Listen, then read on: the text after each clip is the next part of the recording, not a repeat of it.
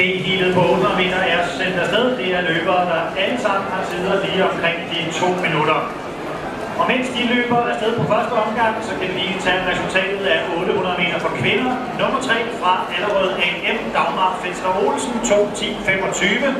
Nummer 2 i 2:09:38, Ida Felixmas fra KF. Og altså nummer 1 i 2:07:65, Trine Mjåland fra Norge.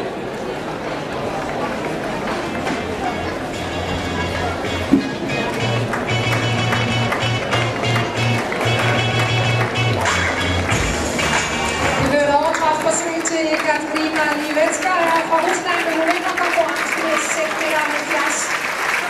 Og så er det ikke springe her ganske på. Det bliver nok til en.